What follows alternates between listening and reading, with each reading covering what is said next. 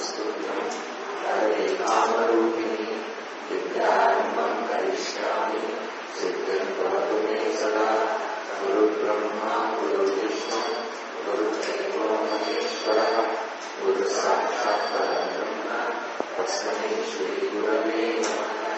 व्यासाय विष्णुरूपाय व्यासरूपाय विष्णवे नमो वै ब्रह्मनिधये वासिष्ठाय नमो नमः।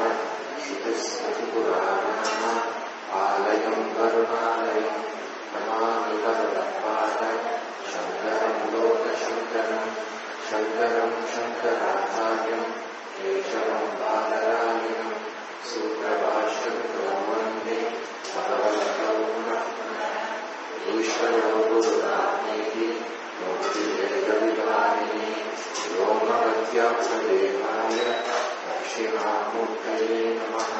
सदाशिवसमारम्भां शङ्कराचार्यमध्यमाम् अस्मदाचार्यपर्यन्तां वन्दे गुरुपरम्पराम्।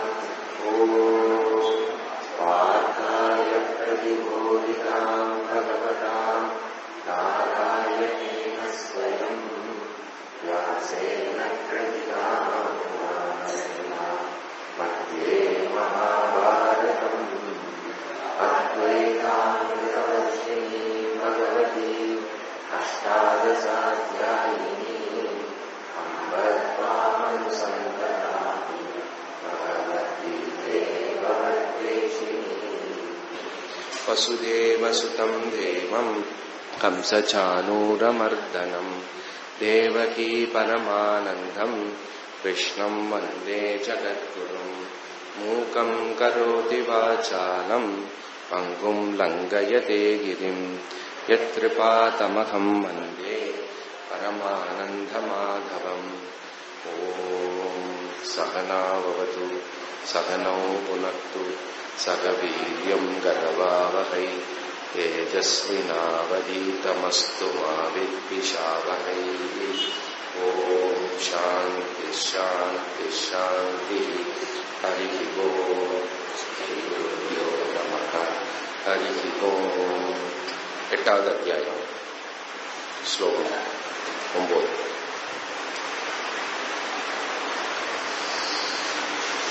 கவிம் புராணமனுசாசிதாரம்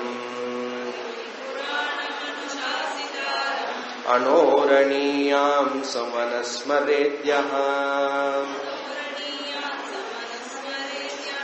सर्वस्य दातारमचिन्त्य रूपम् आदित्यवर्णं तमसः परस्तात्।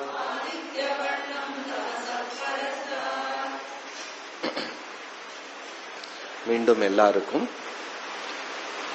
பகவத்கீதா ஜெயந்தி வாழ்த்துக்கள்.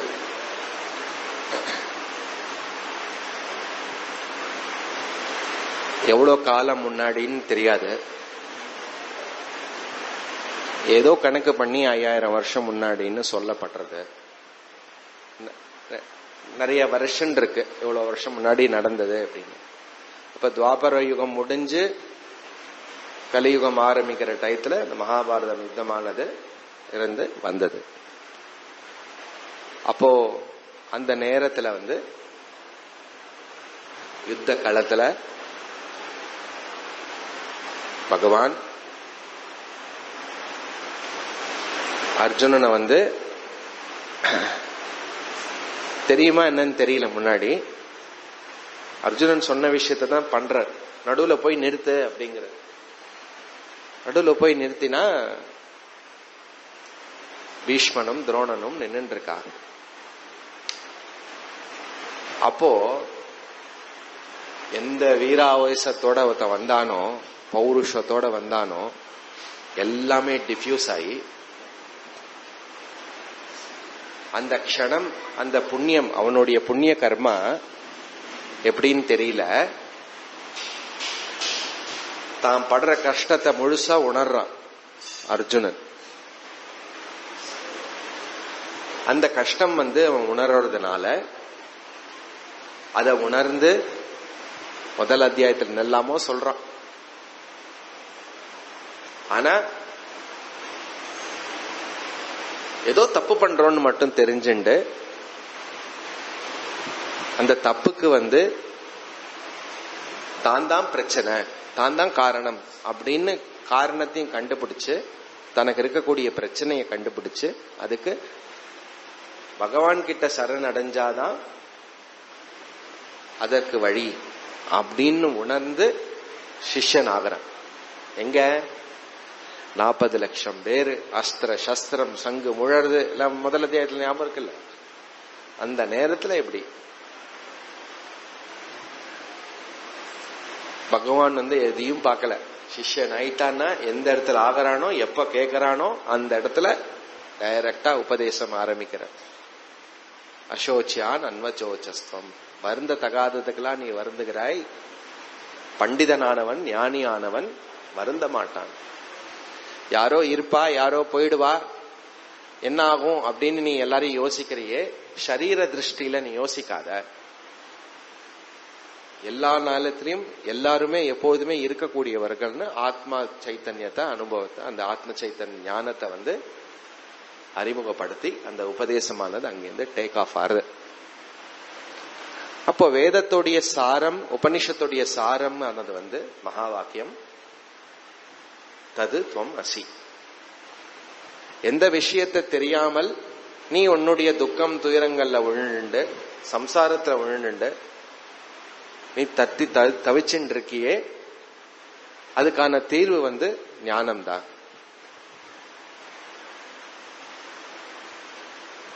அப்படின்னு சொல்லி அந்த மகா வாக்கியத்தை உபதேசம் பண்ற மாதிரி 18 அத்தியாயமானது அமையறது. 700 ஸ்லோகம் அமையறது. அது அழகா 18 அத்தியாயமா பிரிச்சு கொடுத்தது வியாசாச்சாரியார். அந்த கீதோபதேசம் இன்னைக்கும் நம்ம கேட்கிறோம். அப்போ டோட்டல் வேதத்துடைய சாரம் அது நமக்கு புரிகிற மாதிரி, நம்மள மாதிரி ஒரு கிரகஸ்தன் நமக்கு இருக்கக்கூடிய அதே ப்ராப்ளம், பாசம், பந்தம், பற்று, அட்டாச்மெண்ட், அதுல இருந்து வரக்கூடிய துக்கம், அதே மாதிரி அவனுக்கும் அதுக்கு தீர்வு என்னங்கிறது அர்ஜுனன் மூலியமா மொத்த பிரபஞ்சத்துக்கான உபதேசம் நடந்த நாள் கீதாவோட பர்த்டே. அப்படிப்பட்ட நாள்ல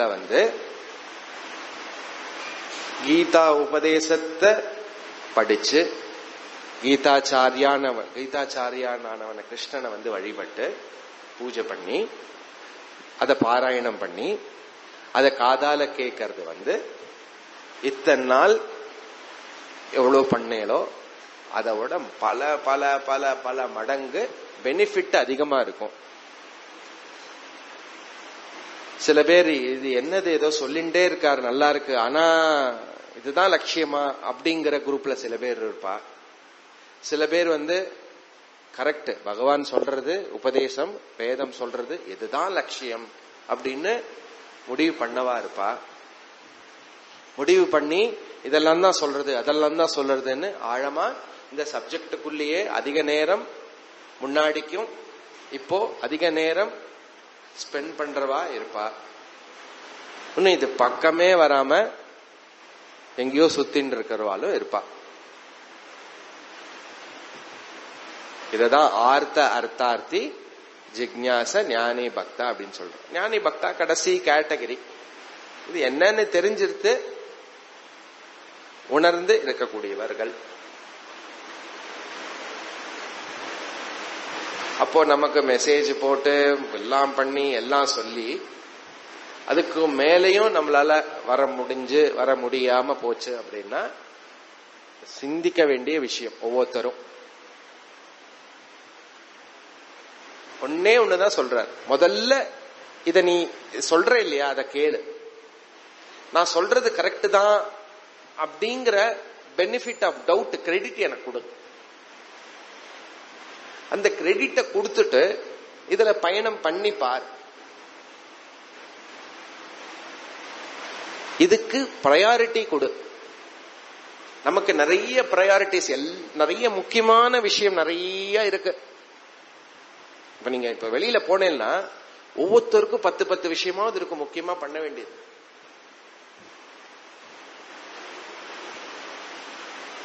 இதுல இருந்து நீ என்ன அடைய போற?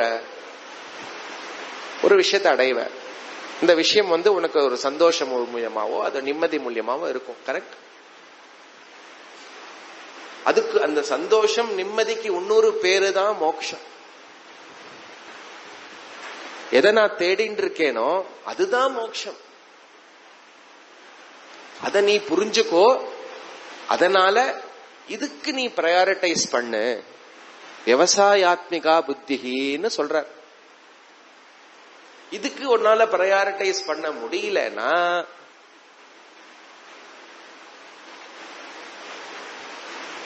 சிரிப்பார் போல இருக்கு.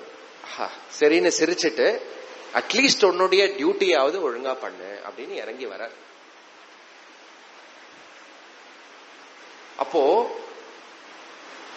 ஒரு சின்சியரா இந்த விஷயத்துக்கான முயற்சி பண்றக்கூடியவள் இப்படி வேணா வச்சுக்கலாம். அந்த சின்சியாரிட்டி ரொம்ப முக்கியம். அந்த சின்சியாரிட்டிக்கு ஃபண்டமெண்டல் அடிப்படையில தெளிவு ஏற்படணும். என்ன தேடின்னு இருக்கேனா, ஒரு க்ஷணமும் ஒரு விவகாரத்திலையும் ஒரு சம்பந்தத்திலையும் ஒரு நிகழ்விலையும் நான் என்ன தேடுறேன்?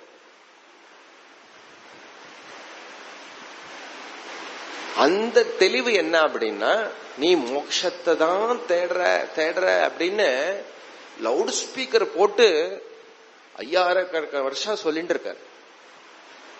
யாரோ மூலியமா இந்த உபதேசம் நமக்கு காதுல விழுந்துட்டே இருக்கும். பாத்துக்கலாம். இப்ப நம்மளுடைய பிராக்டிக்கல் சிச்சுவேஷன் அவளுக்கு தெரியுமா? அர்ஜுனனுடைய நிலைமை என்ன? யுத்தத்துல இருக்கான். யுத்தம்னா தெரியுமா? இமேஜின் பண்ணி பார்க்கணும். அத யுத்தத்துல இருக்கான். அந்த நேரத்துல காதை கொடுத்த ஞானத்தை கேட்கறான் அப்படின்னா எந்த அளவுக்கு அவனுக்கு பக்குவம் பேசிக்காவே இருக்கும். ஃபர்ஸ்ட் அவனுக்கு புரியவே இல்லை. நம்ம ஏதோ கேட்டோம், இவர் ஏதோ சொல்றாரு. ஃபர்ஸ்ட் 2-3 அத்தியாயம் அப்படியே இருக்கான். 4வது அத்தியாயத்துக்கு அப்புறம் 5வது அத்தியாயத்துல இருந்து கொஞ்சம் அப்புறம் கடைசியில இதே நாளைக்கு நஷ்டே மோகே அப்படிங்கிறான். என்னுடைய மோகம் எல்லாம் அழிந்தது. நீ என்ன சொல்றியோ நான் அதை செய்யறேன். இது எந்த லெவல்ல வேணா நீங்க புரிஞ்சுக்கலாம். அப்ப அர்ஜுனன் ஞானம் வந்துருத்தா? அதுல இதெல்லாமே விதண்டா வாதம். அதெல்லாம் நமக்கு தேவையில்லை. உபதேசத்தை கேட்டு புரிஞ்சுண்டு தான் என்ன செய்யணுமோ அதை செய்யறான்.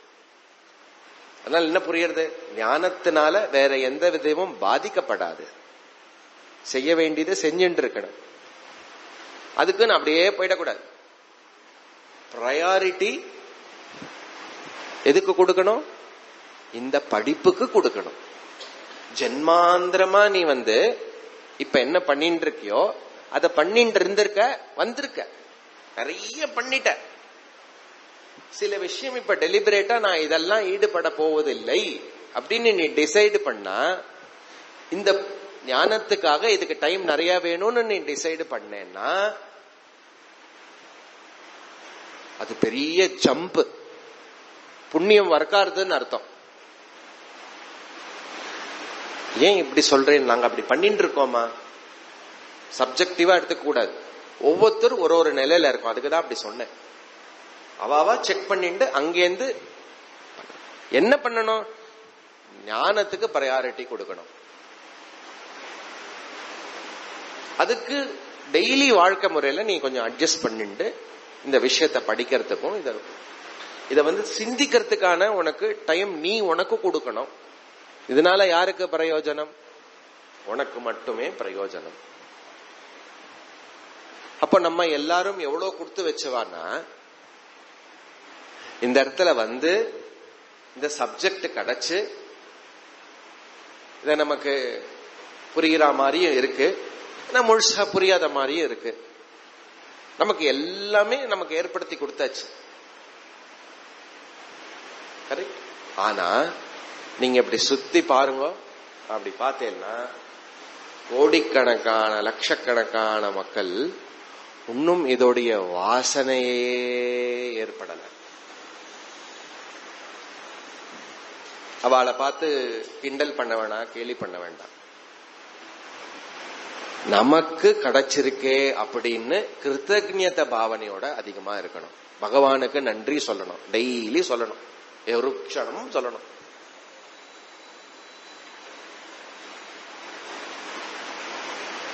அது மட்டும் இல்ல, எவ்வளவோ ரிலீஜியஸா வைதிகமா ஸ்ட்ராங்கா தர்மத்துல இருந்து இருக்கவா இப்பவும் இருக்கா. அவளுக்கு ஒன்னும் இந்த சப்ஜெக்ட் சரியா கிடைக்கல. இதுக்கும் மேல நித்திய உபாசகா இருக்கா, நித்தியபடி. சில மடத்துல எல்லாம் நீங்க போய் பார்த்தேன்னா காத்தாலேந்து சாயந்தரம் மட்டும் கவனம் செதறாமல் பரிபூர்ணமான பூஜை அபிஷேகம்லாம் நடக்கும். வேற யார்கிட்டயும் வெளியில பேச மாட்டா, எந்த உலகத்து கூட எந்த தொடர்பும் இருக்காது. அப்படியே உபாசன தியானத்துல இருப்பா, ஜபத்துல இருப்பா, பூஜையில இருப்பா, அபிஷேகத்துல இருப்பா. இதுதான் அவளுடைய விஷயம். அப்படிப்பட்டவர்களுக்கு நிறைய பேருக்கு இன்னும் ஞானம் டீச்சிங் ஆனது ஏற்படாம இருக்கிறதுக்கு வாய்ப்பு இருக்கு. அப்படிப்பட்ட உபாசகனை எடுத்துட்டு, உபாசகனா என்ன? எந்நேரமும் பகவானை தன்னுடைய சிந்தனையில் வைப்பவன் உபாசகன். அப்படிப்பட்ட உபாசகனை எடுத்துட்டு இந்த அத்தியாயத்துல என்ன சொல்றார்? அவனோட கதி என்ன ஆகிறது? ஒண்ணு, இந்த மாதிரி டீச்சிங் ஏற்பட்டிருக்காது, இல்ல பிராரப்தம் முடிஞ்சு போயிருக்கும், இல்ல நேரம் இருந்திருக்காது, இல்ல சரியா புரிப்பட்டிருக்காது. அப்படி இருக்கிற உபாசகன் தீவிரமான உபாசகன் எப்படிப்பட்டவன்? Fundamental clarity. எது வாழ்க்கையோட லட்சியம்? இதுதான் லட்சியம், அதற்காக தான் எல்லா விஷயமும் நான் செய்யறேன். இந்த உலகத்துல இருக்கக்கூடிய எந்த விஷயமும் எனக்கு தேவையில்லை. என்னுடைய தேவை என்னது? ஒரே ரிக்வயர்மெண்ட், ஒரே ஆசை, பகவான், ஞானம், மோக்ஷம், எல்லாம் ஒரே சினானிமஸ். அப்படிப்பட்டவனுக்கு பேரு நிஷ்காம பக்தா அல்லது நிஷ்காம உபாசகா. நிஷ்காம, எந்த விதமான உலகை ஆசை கிடையாது. அப்படி யாராவது பார்த்திருக்கீங்களோ நீங்க? சும்மா தேடி பாருங்க. அவனோட கதி என்ன ஆகிறது? ஞானம்னு முடிவு பண்ணி, மோட்சம்னு முடிவு பண்ணி, அதற்காக எல்லா ராவும் பகலுமா செஞ்சுட்டு இருக்கான். அப்படிப்பட்டவனுக்கு சப்போஸ் இந்த ஞானம் ஏற்படலைன்னா உங்க கதி என்ன ஆகிறது? பிரயாண காலே, அவனுடைய காலம் முடிஞ்சதுக்கு அப்புறம் என்ன ஆகிறது அப்படிங்கிற நம்ம பார்த்துன்னு வந்துட்டு இருக்கோம். புரியுதா கனெக்ஷன்? அப்போ அப்படிப்பட்ட உபாசகன் என்ன பண்றான் அப்படின்னா, என்ன சொல்றார் பகவான் அப்படின்னா, தொடர்ந்து காலம் முழுக்க என்னையே நினைச்சிட்டு இருந்தவன் அவனுடைய மரண காலத்திலையும் கூட அவனுடைய இந்திரியங்கள், மனோபலம், தேகபலம் எல்லாம் க்ஷீணமாயி உயிர் பிரியற நேரத்துல அவனுடைய எந்த எஃபர்ட்டும் இல்லாமல் இத்தனை நாள் என்ன எண்ணங்களை மனசுல கொண்டு வந்துட்டு இருந்தானோ, எதுல அதிகமான ஆசை வச்சிருக்கானோ, எதுல அதிகமான பற்ற வச்சிருக்கானோ, அதுவே இயல்பா அந்த மனசுல எண்ணங்கள் வரும். அந்த எண்ணங்களோட எவன் ஒருவன் இந்த சரீரத்திலிருந்து பிரிகிறானோ, அந்த எண்ணம் பூர்த்தி ஆறா மாதிரி அடுத்த ஜென்மாவானது ஏற்படும். அல்ல, என்ன நினைக்கிறானோ அதையே அவன் போய் அடைவான். சப்போஸ் நீ அந்த காலத்துல அப்படியே உயிர் பிரியும் போது சின்ன வயசுல உன்னை எரும மாடு முட்டினத ஞாபகம் வந்ததுன்னு வச்சுக்கோ, அடுத்த ஜென்மால எரும மாடா பிறப்ப.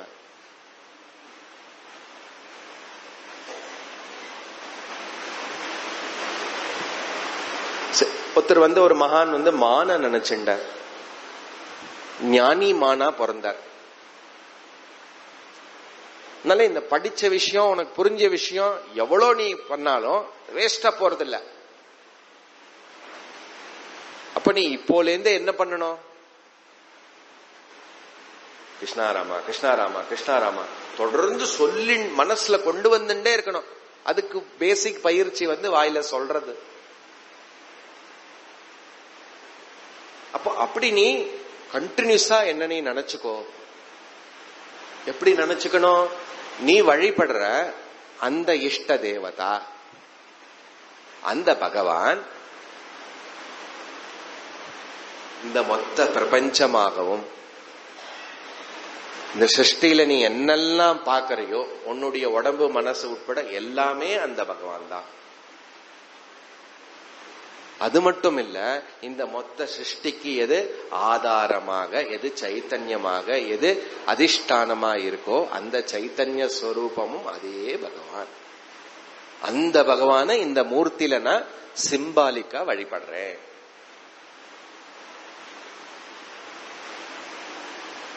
அப்படி நீ பண்ணினேன்னா உன்னுடைய பிரயாண காலத்துல, மரண காலத்துல இந்த பகவானுடைய நினைப்பே வரும். அப்படிப்பட்டவன் என்ன ஆகிறான் அப்படின்னா, இங்கேருந்து கிளம்பி பிரம்மலோகத்துக்கு போறான். எப்படி போறான்னு சொல்ல போறாரு, இன்ட்ரெஸ்டிங்கா இருக்கும் பாருங்க. பிரம்மலோகத்துக்கு போய் அங்க என்ன பண்ணுவான் தெரியுமோ? பிரம்மலோகத்துல இங்க என்னெல்லாம் அவனுக்கு ஞானம் ஏற்படாம இருக்கிறதுக்கு என்னெல்லாம் தடை இருந்ததோ அதையெல்லாம் இல்லாமல் இந்த மாதிரி ஒரு கிளாஸ்ல உட்கார்ந்துட்டு, அங்க ஒரு விஜய கணபதி கோவில் இருக்கும்னு நினைக்கிறேன். அங்க ஆச்சாரியா யாருன்னா பிரம்மதேவர். இதே கீதாவை, இதே உபனிஷத்தை அப்படியே பிரம்மா சொல்லுவார். நீ என்ன பண்ணணும்? அங்கேயும் கேட்டு நோட்ஸ் எழுதிக்கணும், புரிஞ்சுண்டு திரும்பி வரமாட்டானா. அதுக்கு பேரு கிரமமுக்தின்னு பேரு. அப்போ எந்த லட்சியம் பகவான் வைத்துண்டு, எது மோட்சமா லட்சியம் இருக்கோ அந்த நினைப்போட நீ உயிர் பிரியும் போது அந்த மோட்சத்துக்கு என்ன வேணுமோ அந்த லோகம் கிடைச்சு அங்க கிடைக்கும். ஆனா பிரம்மலோகம் போறது சாதாரணமான விஷயம் இல்லை. ஏன்? அவ்வளோ உபாசனை பண்ணணும், தியானம் அவ்வளோ பண்ணணும், கிரமங்கள் அவ்வளோ இருக்கு. பிராணன் பிரியும் போது உன் கண்ட்ரோல்ல பிராணம் பிரியணும், சொல்ல போறாது அதெல்லாம். அப்போ அந்த பகவானை எப்படி தியானம் பண்ணணும்? அதுதான் 9ல பார்த்தோம். கவிம் புராணம் அனுசாசிதாரம் அனோரணீயான் சுமனஸ்மரேத்யா சர்வஸ்ய தாதாரம் அச்சிந்திய ரூபம் ஆதித்ய வர்ணம் தமசப் பரஸ்தாத். இது இந்த 8 பேர்ல 8 விஷயமா பகவானை பிரிச்சுண்டு, அந்த பகவானே சர்வஜன், அந்த பகவானே எப்படிப்பட்டவன்? காலத்துக்கு உட்படாதவன். அந்த பகவானே கர்வ பலதாத்தா. அந்த பகவானே எப்படிப்பட்டவன்? இந்திரியங்கள்னால ஒரு பொருளை கிரகிக்கிற மாதிரி கிரகிக்கப்படாதவன். இந்திரிய அகோச்சரகா அனோரணீயான், சின்னதுக்கும் சின்னது, சூக்ஷ்மத்துக்கும் சூக்ஷ்மம். பரமேஸ்வரன் சர்வசிய தாதாரம். இந்த மொத்த சிருஷ்டிக்கு இந்த பகவான் தான் ஆதாரம். மொத்த சிருஷ்டியாக பகவானே இருக்கான். அச்சிந்திய ரூபம். பகவான ஒரு பொருளா பார்க்கக்கூடியவன் அல்ல. நீ மூர்த்தியை வழிபட்டாலும் அது ஒரு ஆப்ஜெக்டா இருந்தா கூட அது எப்படிப்பட்டது? நிராகார நிர்குண ஸ்வரூபம். ஆதித்ய வர்ணம். ஆதித்ய வர்ணம்னா சைத்தன்ய ஸ்வரூபம், ஜோதி ஸ்வரூபம். தமசக பரஸ்தாத். எது அஜ்ஞானத்தை எதனால் நீக்கப்படுமோ அப்படிப்பட்ட பகவான். அப்ப நீ பூஜை பண்ணும் போதே, பகவானை நினைக்கும் போதே ஏதாவது ஒரு விஷயம் உனக்கு ஞாபகம் வந்தா போறோம். இவ்வளோ பகவான சொல்றோமே, எங்கேயாவது பகவானை மிஸ் பண்ண முடியுமா? பகவானுக்கு வேறாக நீ கிடையாது. கரெக்ட்? இந்த கிளாரிட்டி, இந்த அறிவோட நீ இருந்துட்டேன்னா காலம் முழுக்க நீ செய்கிற கர்மா, நீ செய்கிற எல்லா வேலையும், நீ என்ன பண்ணாலும் பகவான் பகவான் கனெக்ஷன் கண்டினியூஸா இருந்துட்டே இருக்கும். ஏன்னா பகவானுக்கு வேற ஒரு விஷயம் கிடையாது. கரெக்ட். அப்படி சொல்லிட்டு இந்த ஸ்லோகத்துல இப்படி பகவான அவன் வழிபடுறான். யாரு? லட்சியத்துக்காக நிஷ்காமியமா பகவானையே தொடர்ந்து தியானித்து கொண்டு இருக்கக்கூடிய நிஷ்காம உபாசகன். என்ன ஆகிறதான் கடைசி காலத்துல 10வது ஸ்லோகம். பிரயாண காலே மனசா சலேன பக்த்யா யுக்தோ யோக பலேன சைவ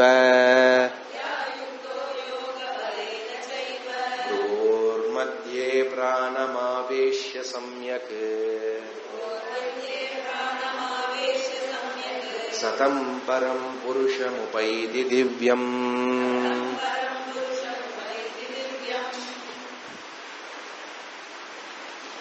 எப்படி அவனுடைய உயிர் பிரிய வேண்டும்? யாருடைய உருவு? யாரு கிரமமுக்திக்கு போய் அடைய போறானோ, எவன் இந்த உபாசகனோ, அவனுடைய உயிர்.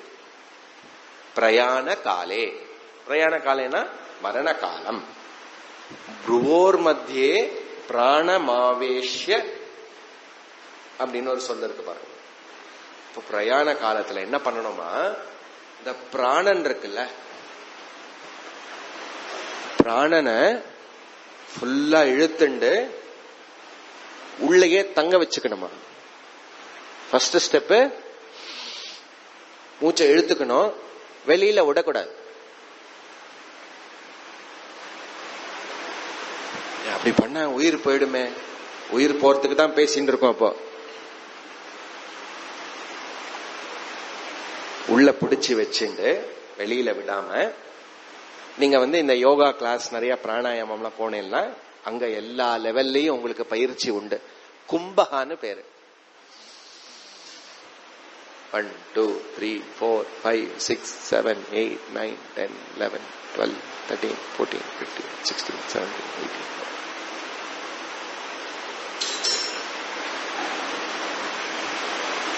அப்படி உனக்கு பயிற்சி கொடுப்பா. இந்த பிராணாயாமத்தோடைய மேக்சிமம் என்ன அப்படின்னா, பல காலம் பல வருஷம் இந்த கும்பகாலியே சமாதியில இருக்கிறது. சித்தர்கள் சொல்லுவோம் நம்ம. அவளுக்கெல்லாம் என்ன, இந்த யோக பலத்தினால மூச்சை உள்ளுக்குள்ளேயே தங்க வச்சுட்டு பல வருஷங்கள் இருக்க முடியும் அவளால. அதே ஸ்வரூபத்தில் உன்னுடைய ஆயுசு என்னது, எவ்வளவு வாட்டி உள்ள போயிட்டு வருதோ அவ்வளவு ஆயுசு உனக்கு. நீ அப்படின்னு பண்ணிட்டேன்னா சீக்கிரமா முடிஞ்சு போயிடுதுன்னு அர்த்தம். கணக்கு அதுதான். கவுண்டர். நீ ஒரு வாட்டி மூச்சு எடுத்து விட்டேன்னா முடிஞ்சிருத்தா, குறைஞ்சிருத்துன்னு அர்த்தம். அப்போ மூச்சை இழுத்து பிடிச்சு விடாம பண்றதுக்கு அந்த இதுக்கு பேரு. அதனால நேச்சுரலா ரொம்ப நாள் இருக்கா. இது ஒரு எக்ஸ்பிளனேஷன் சித்தர்களுக்கு. ஓகே. அப்போ அந்த மூச்சை என்ன பண்ணணுமா, பிடிச்சு வச்சுட்டு ஹிருதயத்துல வைக்கணுமா. ஃபர்ஸ்ட் மொத்த பிராணனை ஹிருதயத்துல கொண்டு வந்துடணும். அந்த ஹிருதயத்திலேருந்து அங்கேருந்து சேனலைஸ் பண்ணி, என்ன, பிங்கள நாடி, 2 நாடி இருக்கு, பிங்களம் இடகல பிங்களம், நடுவுல போறது சுஷும்ன நாடி. இந்த ஹிருதயத்திலேருந்து இடகல பிங்களம் வழியா அந்த பிராணனை சுஷ்ம நாடி வழியா புருவோர் மத்தியே இங்க கொண்டு வரணும். இங்க கொண்டு வந்ததுக்கு அப்புறம் இந்த சுஷ்ம நாடி வழியா இவ்வளவு நீங்க பண்ற இல்லையா, இவ்வளவு நேரம் மூச்சே உடலையே. அப்போ என்ன பண்ணணும் அப்படின்னா, புருவோர் மத்தியே இந்த சுஷ்ம நாடி வழியா அப்படி நீங்க இங்க அதை பொருத்தினேன்னா உங்க காலம் முடியற டயத்துல இங்க ஒரு சின்ன ஒரு ஓட்டை, யாரையாவது போட்ட சொல்றது இல்ல, பிரம்மரந்திரம்னு பேரு. பிரம்மரந்திரத்துக்கு ஒரு இடத்துல சொல்லிருக்கு, நம்மளுடைய முடி இருக்கு இல்லையா, கேஷம், அந்த கேஷத்தை சைடுல, அதோடைய திக்னஸ் சைடுல பாதியா வெட்டினா எவ்வளவு மைன்யூட்டா அந்த ஓட்டை வருமோ அந்த அளவுக்கு ஓட்டை வந்து அந்த ஓட்டையிலேந்து பிராணன் வெளியில போச்சுன்னா அது பிரம்மரந்திரம். அது சுக்லகதி வழியா நேர பிரம்மலோகத்துக்கு போகும். அப்படி நீங்க போயிட்டு அங்க இதே மாதிரி கிளாஸ் கேட்டேன்னா கிரமமுக்தி. பேசாம இங்கேயே கேட்டு முடிச்சுக்கலாம் போல இருக்கு. இப்படியே இவ்வளவு பண்ணணுமா? அந்த கங்கையில போய் சிவா சிவா சிவான்னு 3 வாட்டி முக்கறதுக்குள்ளேயே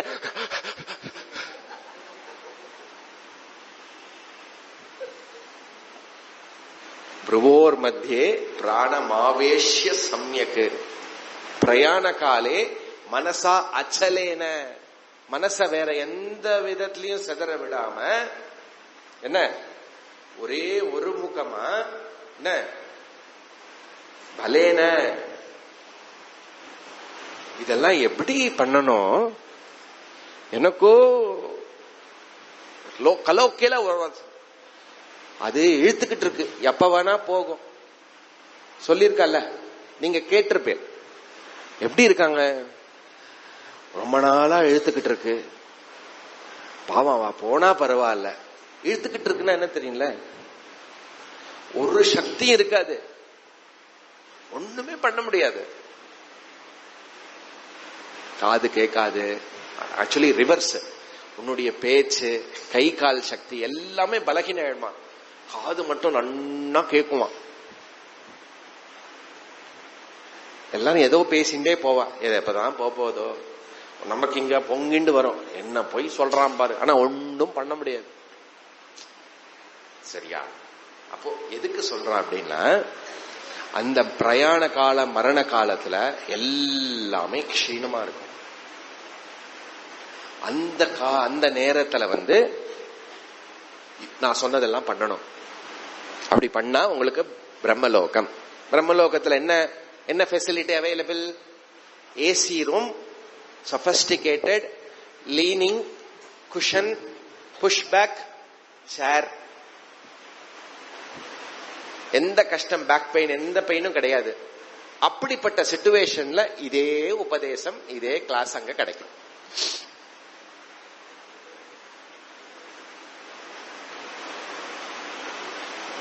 பிராணனை இந்த புருவத்துக்கு நடுவுல வச்சு மனசா அச்சலேன, மனசை எங்குமே சிதற விடக்கூடாது. ஒரே முகமா அதே விஷயமா பகவான தியானத்துல இருக்கணும். பக்தியா யுக்தா.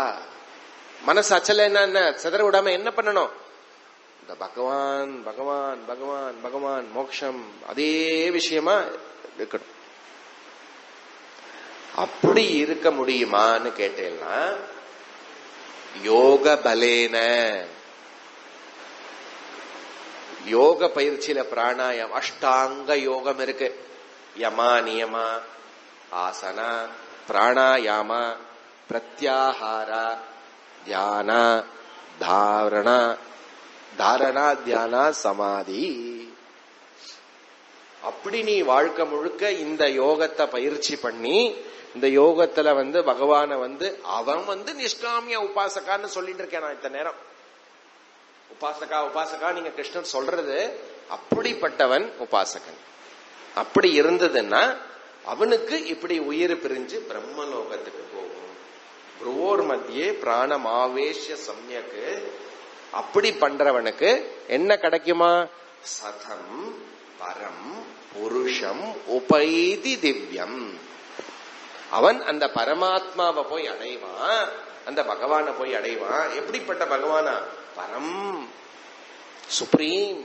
அதுக்கு மேல ஒரு விஷயம் கிடையாது. புருஷா. போன கிளாஸ்ல புருஷான என்னன்னு பார்த்தோம். எல்லாமாகவும் எல்லாவற்றிலும் இருக்கக்கூடிய ஆல் பர்வேடிங் பகவான். சர்வவியாபி சர்வகதா திவ்யம் சைதன்ய ஸ்வரூபம், பரபிரம்ம ஸ்வரூபம். எப்படி அடைவான்? போய் சொன்ன மாதிரி பிரம்மாஜிட்ட கிளாஸ் கேட்டு ஓ, இதான் அங்கேயே சொன்னாங்க. ஆமாப்பா. ஓ, அவ்வளவுதான். அங்க போய் ஞானத்தை அடைஞ்சு சர்வ சம்சார அஜ்ஞான நிவர்த்திகி. அப்படி அழகா இந்த ஸ்லோகத்துல பரமம் புருஷம் திவ்யம் பகவானுடைய பர்தரா எல்லாம் சொல்றாரு. நீங்க எழுதின்னு வரணும் பகவான் எப்படி எல்லாம் வர்ணிக்கிறார் அப்படின்னு ஒரு லிஸ்ட் போட்டுன்னு வந்தேன்னா, ஓ இதுதான் பகவானா அப்படின்னு உங்களுக்கு புரிய வரும். சும்மா ரெஃபர் பண்ணி பார்க்கலாம். கவிம் புராணம், ஓ பரமம் புருஷம், இதோடைய அர்த்தம்லாம் நீங்க எழுதின்னு வந்தேன்னா அது படிக்கிறதே தியானம் ஆயிடும் உங்களுக்கு. சரியா? அடுத்தது என்ன சொல்றார்? யதக்ஷரம் வேத விதோ வதந்தி விஷந்தி யத்யதயோ வீதராகாः யதிஷ்சந்தோ பிரம்மச்சர்யம் சரந்தி தத்தே பதம் சங்கிரஹேன பிரபக்ஷ்யே. எப்படிப்பட்ட பகவானா? எது வேதவிதா,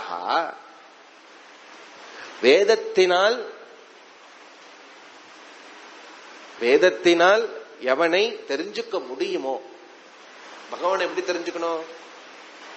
நீங்க பொட்டுட்டு இருக்கின்றீங்கன்னா எப்படி தெரிஞ்சுப்பேன்? பொட்டுட்டுன்னா கூட தொட்டு கூட பாத்துக்கலாம். பொட்டு எங்க இட்டு இருக்கேன்னு எப்படி தெரிஞ்சுப்பேன்? இங்க இட்டு இருக்கேனா, இங்க இட்டு இருக்கேனா, இங்க கண்ணாடியில பார்க்கணும். அப்ப என்னுடைய உடம்ப காட்டி கொடுக்கிறது கண்ணாடி, பகவானை காட்டி கொடுக்கிறது வேதம். வேத விதா, வேதத்தினால் தெரியப்படுறவன் கோவிந்தா. எப்படிப்பட்ட பகவானா? அக்ஷரம் வதந்தி. பகவான் எப்படிப்பட்டவன்? அக்ஷரம். க்ஷரம்னா என்ன தெரியுமோ?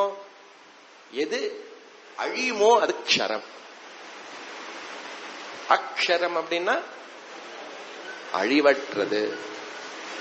யயா தத் அக்ஷரம் அதிகம்யதே. முண்டக்க உபநிஷத்தை படிப்போம் ஒரு காலத்துல. அப்ப அக்ஷர பிரம்ம அப்படின்னு அங்க அறிமுகமாகும் பகவான். பிரம்மன் அக்ஷரம். அப்படிப்பட்ட பகவான் இன்ஃபைனைட், இம்பெரிஷபிள், இதெல்லாம் வார்த்தை. எது அழிவற்றதோ என்ன அர்த்தம்? எல்லா காலத்தும் எல்லாமாகவும் இருக்கக்கூடியது பரமானந்த ஸ்வரூபம். யதஹா யதஹா விஷந்தி. அப்படிப்பட்ட பகவான யதயஹா. யதயஹானா இந்த இடத்துல லிட்டரலா சந்நியாசி அப்படின்னு அர்த்தம். இந்த இடத்துல சந்நியாசி அப்படின்னா என்ன? நீ யோசிச்சு பாருங்க. நிஷ்காமம்னு சொல்றோம், ஜிக்ஞாசு பக்தான்னு சொல்றோம், உலகத்துல எந்த ஆசையும் இல்ல அப்படின்னு சொல்றோம். அது யாரு? சன்னியாசி. ஜிக்ஞாசு பக்தா எப்படி? மனசளவுல சந்நியாசம் எடுத்துட்டவன். காஷாயம் இல்லாம இருக்கலாம். உலகத்துல எதுவுமே வேண்டாம், எனக்கு பகவான் தான் வேணும், அதுதான் லட்சியம்னா சன்னியாசி தான். யதயஹா. அப்பெல்லாம் நம்ம எல்லாம் என்ன ஆகணும்? முதல்ல சன்னியாசி ஆகணும். எங்க ஆத்துக்கார் திட்டுவாரு, ஆசிரமம் மாற வேண்டாம், மனசளவுல சன்னியாசம் வாங்கிக்கொள். உன்னுடைய ஆசை, இச்சா, பற்று, துக்கம், இன்பம், சுகம், துக்கம் எல்லாம் என்ன? பகவான். அப்படி வச்சுட்டேன்னா இப்ப சொன்னதெல்லாம் எதுவும் இருக்காது. ஓகே. அதனால சிம்பிளா சொல்லணும்னா ஞானம் மோட்சம் டாப் மோஸ்ட் பிரையாரிட்டி. எங்க கூப்பிட்டாலும் எப்ப கூப்பிட்டாலும் மிச்சம் எல்லாத்தையும் உதற தள்ளிட்டு வர முடியும். ஏன்? நீ மிச்சம் எல்லாம் பண்றது இதுக்காக தான்மா. எவ்வளவு வாட்டி சொல்லுவார் பகவானும் பாவம். அதனால என்ன? வீதராகாஹ. வீதஹான தியாகஹ இதி அர்த்தஹ. ராகா பிரபோ கணபதி. ஓ, அந்த ராகத்தை விட்டுறணுமா? பாடக்கூடாதா? அந்த ராகம் இல்லைங்க. ராகா ராகா சம்ஸ்கிருத தாத்துலேருந்து சொல்லுடைய அர்த்தம் வேற வேற மாதிரி மாறும். இந்த கீத கான்டெக்ட்ல ராகம் அப்படின்னா, ராகா அப்படின்னா என்ன அர்த்தம்? பற்று, அட்டாச்மெண்ட். வீதராகான வைராக்கியம் இது அர்த்தா. உலகத்துல இருக்கக்கூடிய எல்லா ஆசைகளும் வைராக்கியம் கொள். வைராக்கியம் துவேஷம் கிடையாது. இருந்தா பயன்படுத்திக்கோ, இல்லைன்னா உனக்கு பிரச்சனை இருக்கக்கூடாது. உன்னுடைய சந்தோஷம் உலகத்தை சார்ந்து இருக்கக்கூடாது. உலகம்னா என்னன்னு நீங்க லிஸ்ட் போட்டுக்கலாம். உற்றார் உறவினர், சிச்சுவேஷன், வீடு வாசல் எல்லாம், ட்ரெஸ் எல்லாம் லிஸ்ட் போட்டுக்கலாம். எல்லாமே உலகத்துல வந்துடும். வீதராகா அப்படிப்பட்டவன், எல்லாத்தையும் தியாகம் பண்ணி அப்படிப்பட்டவன் யாரு பகவான நாடுறானோ, இந்த அஜ்ஞானி, இந்த உபாசகன் வைராக்கியம் கொண்டு ஆந்திர மனசளவுல சந்நியாசம் கொண்டு எதிச்சந்தோ பிரம்மச்சரியம் சரந்தி. பிரம்ம அப்படிங்கிற சொல்லுக்கு வேதம்ங்கிற அர்த்தம் இருக்கு. பிரம்மச்சரியம் சரந்தினா சின்சியரா இந்த கிளாஸ் எல்லாம் கேட்டு எல்லா விஷயத்தையும் படிக்கிறான், படிக்கக்கூடியவன். பிரம்மச்சாரி பிரம்மச்சரியம் பண்ணணும், வேத அத்தியனம் பண்ணணும், வேத அர்த்தம் பண்ணணும், படிக்கணும், கத்துக்கணும். சின்சியரா இந்த விஷயத்தை படிச்சு தெரிஞ்சுக்கிறதுக்கான முயற்சி எடுக்கக்கூடியவன் பிரம்மச்சரியம் சரந்தி. ஃபுல் கமிட்மெண்டோட இந்த ஞான விசாரத்தை பண்றக்கூடியவன். அப்படிப்பட்டவனுக்கு தான் தது பதம் அகம் சங்கிரகேன பிரபக்ஷே. அப்படிப்பட்டவன் தத்பதம். தத்பதம் என்ன? தத்பதம் தத்பதம் ததுத்வமசீல எது தத்பதம்? தது அப்படின்னா தத்பதம். துவம்ங்கிறது துவம் பதம். தத்பதம்னா பகவானுடைய ஸ்வரூபம், ஜெகத் காரணம் பிரம்ம. அந்த தத்பதம் அவன் தான் எலிஜிபிள். அவனுக்கு நான் கண்டிப்பா அந்த ஞானத்தை நான் சொல்றேன், அந்த ஞானத்தை கண்டிப்பா நான் சொல்ல போறேன். சங்கிரகேன சுருக்கமா சொல்றேன். தத்பத அறிவை கண்டிப்பா அவனுக்கு கொடுக்கறேன். அவன் இதுக்காகவே இருந்து இப்படி தகுதி பெற்று இதுக்காகவே இருக்கான், பகவானுக்காகவே வாழ்ந்துட்டு இருக்கான். அப்படிப்பட்டவனுக்கு நான் சொல்றேன். அப்போ பகவான் அக்ஷரம், பகவானுடைய உண்மையான சொரூபம் என்ன? அக்ஷரம் பிரம்ம. அதற்கு என்ன தகுதி வேணும்? வைராக்கியம் வேணும். என்ன உலகத்துல இருக்கிற மித்த விஷயத்தை எல்லாத்தையும் தியாகம் பண்ணி ஒரு வைராக்கியம் அடைந்த ஒரு ஆந்திர சன்னியாசியா இருக்கணும். சின்சியரா இந்த சப்ஜெக்ட படிக்கணும். அப்படிப்பட்டவனுக்கு சுருக்கமா இந்த ஞானத்தை நான் சொல்ல போறேன் அப்படின்னு சொல்றார். பிரபக்ஷியே 20, 21, 22 இதே அறிவை கொடுக்க போறார். அப்ப பகவானுடைய தத்பதம், பகவான்னா யாருன்னு திரும்பியும் சொல்ல போறார். 12 சர்வத்வாராணி சம்யம்ய மனோஹ்ருதி நிருத்ய ச மூர்த்யாதாயாத்மனः பிராணः ஆஸ்திதோ யோக தாரணம்.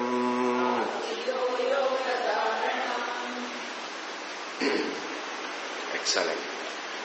இப்போ அந்த பகவானுடைய பரிபூர்ணமான தன்மை நேச்சர் என்னது அப்படின்னா அரூபம், ஃபார்ம்லெஸ், நிர்குணம். அந்த நிர்குணமான பகவானை தான் விஸ்வரூபமாகவும் ஏகரூபமாகவும் நம்ம வழிபடுறோம். இதை நிறைய வாட்டி நான் சொல்லியிருக்கேன். சரியா? அப்போ ஆரம்பத்திலேயே உங்களை கூப்பிட்டு வச்சு பகவான் நிர்குண ஸ்வரூபம், அது நீதான் அப்படின்னு சொன்னா ஹிஹின்னு சிரிச்சுட்டு போயிடுவேன். அப்போ கெப்பாசிட்டி கம்மியா இருக்கு. அதனால என்ன பண்றோம்? சிம்பாலிக்கா ராமா, கிருஷ்ணா, விநாயகா, முருகா, பரமேஸ்வரா, மகாவிஷ்ணு அப்படின்னு ஒரு மூர்த்தியில வச்சு பகவானை வழிபடுறோம். அப்ப இந்த கிளாஸுக்கெல்லாம் வந்த உடனே தியானத்துல என்ன பண்ணோம் கவனிச்சிடலாம். அந்த பகவான் தான் இந்த மூர்த்தியில நான் வழிபடுறேன். பகவான் சொல்லும் போதே பிரம்மன் அகம்னு புரியணும். அந்த அறிவோட ஏக ரூபத்துல என்னெல்லாம் பூஜா விதி பண்ணணுமோ நல்லா பண்ணணும். சரியா?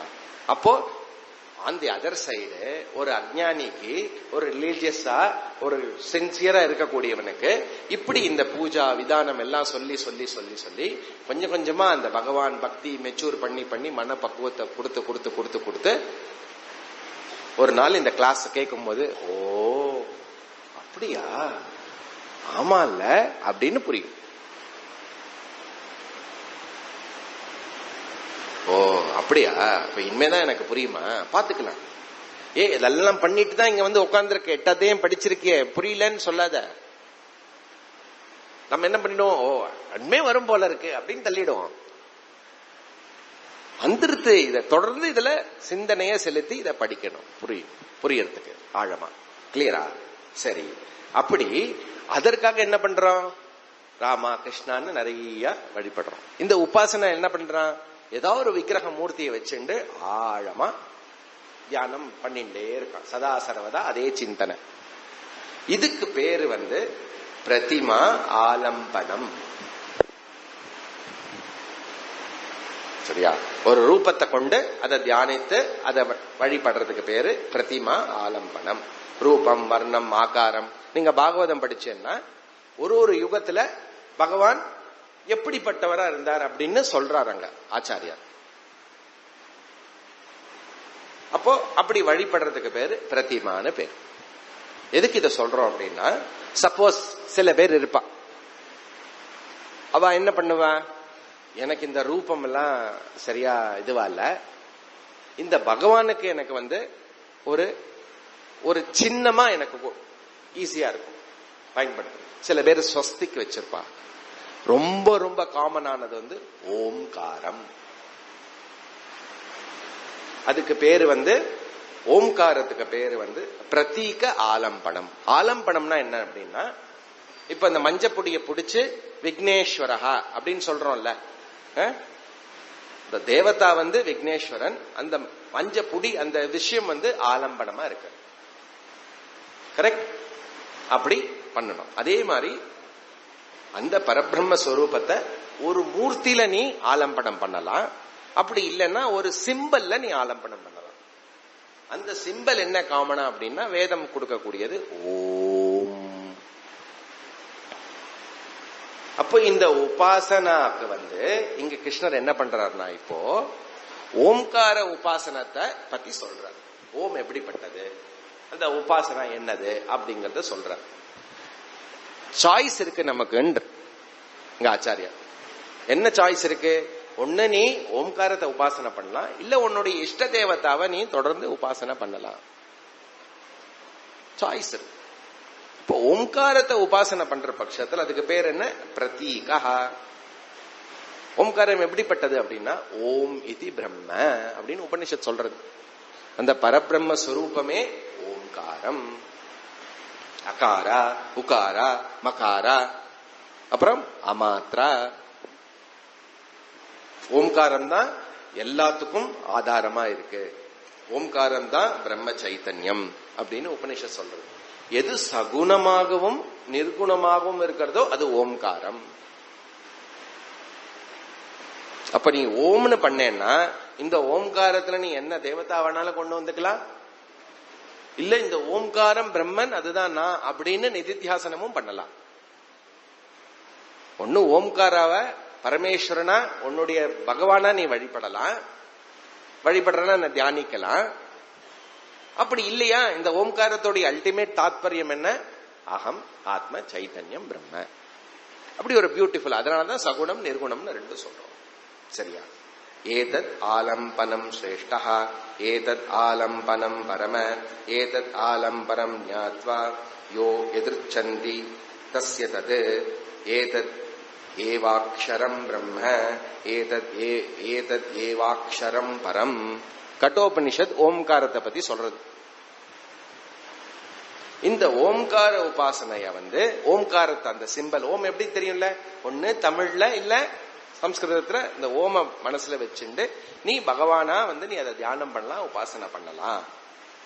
அப்படி நீ பண்ணினேன்னா என்ன, தஸ்ய வாசக பிரணவ. இப்போ ஆப்பிள் அப்படின்னு சொல்றேன்னு வச்சுக்கோங்க, ஆப்பிள்ங்கிற சொல்லுக்கு கூடவே அதோடைய அர்த்தமும் உங்களுக்கு கனெக்டட். அந்த ஆப்பிள்ங்கிற ஆப்ஜெக்டும் ஆப்பிள்ங்கிற சொல்லும் கனெக்டட். வாச்சிய வாச்சக சம்பந்தம்னு பேரு டெக்னிக்கலா, அதை விட்டுருங்க. அதே மாதிரி ஓம்னு சொன்னாலே சகுண நிர்குண பகவான் அப்படின்னு அவ்வளவு க்ளோஸ்லி கனெக்டட். ஓமையும் பகவானையும் பிரிக்க முடியாது. பகவானுக்கு ஒரு நல்ல பேரை சொல்லுங்கோ அப்படின்னா ஓம். அதெல்லாம் பெரியவாள்லாம் ஓம் ஓம்னு சொல்லுவா. ஓம் தத் சத் என்ன முடியாது, ஓம் பகவான்னா ஓம், எல்லா பகவான் எல்லாமே அதுக்குள்ள வந்துடும். அப்படிப்பட்ட உபாசனாவை நீ பண்ண. சர்வ துவாராணி சம்யம்ய, எல்லா விதமான இந்திரியங்கள் எல்லாத்தையும் கட்டுப்படுத்தி மனஹா ஹிருதி நிருத்யச்ச. இன்னும் 2-3 நிமிஷத்துல முடிச்சிடலாம், டைம் ரொம்ப ஆயிடுது. இந்த ஸ்லோகத்தோட முடிச்சிடலாம். மன ஹிருதி நிருத்யச்ச. எப்படி உபாசனை பண்ணணுமா, நீ தியானம் எப்படி பண்ணணுமா, இந்திரியங்களை அலைய விடாம வெளியில இருக்கிற விஷயத்துல எல்லாத்தையும் விட்ரா பண்ணி உள்முகமா வச்சுண்டு, அதுக்கு என்ன சக்தி எது எப்படி பண்ண முடியும்னா மன ஹிருதய நிருத்யச்ச. மனச ஹிருதயத்துல கொண்டு வரணுமா. அப்படின்னா என்ன அர்த்தம், அலைப்பாயிர மனச உள்முகமா கொண்டு வரணும். வெளியில இருக்கிற விஷயத்தை எல்லாத்தையும் விட்டுட்டு உள்முகமா என்ன கொண்டு வரணுமா, எப்படியா, அந்த பகவான மனசுல கொண்டு வரணும். இதெல்லாம் எப்போ, பிரயாண காலே. அது மறந்துடக்கூடாது. அதிபீஷண கட்டுபாஷண யம கிங்கர பட்டலி கிருததாடன பரிபீடன மரணாகம சமயே உமயா சக யமசேதசி யமசாசன நிவசன் ஹரசங்கர சிவசங்கர ஹரமேதரி துரிதம். ஆதிசங்கரர் எழுதுற சிவ சங்கர அஷ்டகம் என்ன தெரியுமா சொல்லிருக்க, அதிபீஷண கட்டுபாஷண யம கிங்கர மரணாகம சமயே. மரண நேரத்துல யம கிங்கர்களாம் பயங்கரமான உருவத்துடன் பயங்கரமான வார்த்தைகளுடன் கிருத்த தாடன பரிபீடன பயங்கரமான சப்தத்துடன், வாழ்க்கை முழுக்க ஒரு கிளாஸாவது கேட்டியா, வேஸ்ட் பண்ணிட்டியே அப்படின்னு திட்டிண்டு என்னுடைய பாவத்தெல்லாம் சொல்லிண்டு அப்படி யமகிங்கரர்கள் என்ன சுத்தும் நேரத்தில் அப்படி எல்லாம் வருவாளா யமகிங்கரா.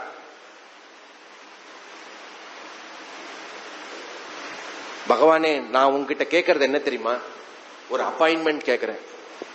என்னுடைய மரண காலத்துல நீ என் மனசுல உட்காரணும். பகவான் எப்படி கூப்பிடுற, யமசாசன. யமனுக்கு அதிபதி யாரு, ஈஸ்வரன். நீ மட்டும் வரக்கூடாது, உமயாசக அம்மா கூட சேர்ந்து என் மனசுல உட்காரு. அப்படி மனஹா ஹிருதி நிருத்யச்ச. அதுக்கு என்ன பண்ண முடியும், இப்போலேருந்தே அதுக்கு பயிற்சி பண்ணணும். டெய்லி கொஞ்சம் டைம் ஒதுக்க வேண்டியிருக்கு. அந்த நேரத்துல உன்னுடைய வில்லு, இப்ப நீ உக்காந்துட்டு பகவான தியானம் பண்றேன் பார் அப்படின்னு கஷ்டப்பட்டு உக்காந்துடலாம். அந்த நேரத்துல அந்த வில்லு இருக்குல்ல, அது வீக்கா இருக்கும். இப்ப எப்ப நீ சக்தியா இருக்கியோ அப்ப பண்ணினேன்னா நேச்சுரலா அந்த விஷயம் அப்ப வரும். அப்படி உனக்கு அது வந்ததுன்னா இப்போலேருந்து அப்படி பயிற்சி பண்ணினேன்னா மூர்த்தியாதாதாய பிராண சொன்ன மாதிரி அந்த பிராணனை அந்த நேரத்துல இந்த சுஷ்ம நாடி இந்த இடத்துல பொருத்தி பண்ணினேன்னா ஆத்மஹா ஆஸ்திதா யோக தாரணா. அப்படி தாரணா இந்த அஷ்டாங்க யோக முயற்சியில அப்படி நீ அது பண்ணினேன்னா என்னது? தத்தே தத்தே பதம் பரம் புருஷம் உபைதி திவ்யம். அப்படி நீ பண்ணனா, அப்படி அந்த உபாசகன் பண்ணான்னா அவனுக்கு கிரம முக்தி, அவனுக்கு பிரம்மலோகம். ஆஸ்திதா யோக தாரணா. அப்போ யோக பயிற்சியில இத தொடர்ந்து நீ பண்றதுனால உனக்கு இந்த கிரமமுக்தியானது ஏற்படுறது. கொஞ்சம் கஷ்டமா இருக்கோ கிரமமுக்தி? சப்போஸ் இந்த மோட்சம்லாம் வேண்டாம், நான் பாட்டுக்கு பகவானை தியானம் பண்ணி நான் பாட்டுக்கு பாத்துக்கிறேன், அப்புறம் பாத்துக்கலாம் அப்படின்னு சொல்றவாளுக்கு இது இப்படியா? இப்படி பண்ணினாதான் இதுக்கு. இப்ப பண்ணாம இருக்கிறதுக்கு வேற ஏதாவது ஆல்டர்னேட் இருக்குன்னா இதுதான். நீ யோகத்தை பயிற்சி பண்ணி எல்லாம் பண்ணி இவ்வளோ தியானத்தை பண்ணி அப்படி நீ பயிற்சி பண்ணி பண்ணணும். இல்லையா ஒழுங்கு மரியாதையா வாரத்துக்கு ஒரு தடவை அட்லீஸ்ட் மினிமம் மிஸ் பண்ணாம வந்துரும். ஒரு 5 நிமிஷம் டெய்லி என்ன கிளாஸ் சொல்லி இருக்கு, ஒரு லைன் புரிஞ்சுதா பாரு, எழுது. வேற வழி இல்ல போல இருக்கு அப்படின்னு இந்த ஓம்கார உபாசனை எடுத்து சொல்லி அதோடைய கிரமமுக்தியை கனெக்ட் பண்ணி திரும்பியும் இதோடைய கன்க்ளூஷன் எப்படி இருக்கும்னாக்க அழகா திரும்பியும் பகவானுடைய ஸ்வரூபத்தை சொல்லி இந்த அத்தியாயமானது முடியறது. அது அடுத்த கிளாஸ்ல பார்க்கலாம். ஓம் பூர்ணமத பூர்ணமிதம் பூர்ணாத் பூர்ணமுதச்யதே பூர்ணஸ்ய பூர்ணமாதாய பூர்ணமேவாவசிஷ்யதே. ஓம் சாந்தி சாந்தி சாந்தி. ஹரி ஓம். ஸ்ரீ குருப்யோ நமः. ஹரி ஓம்.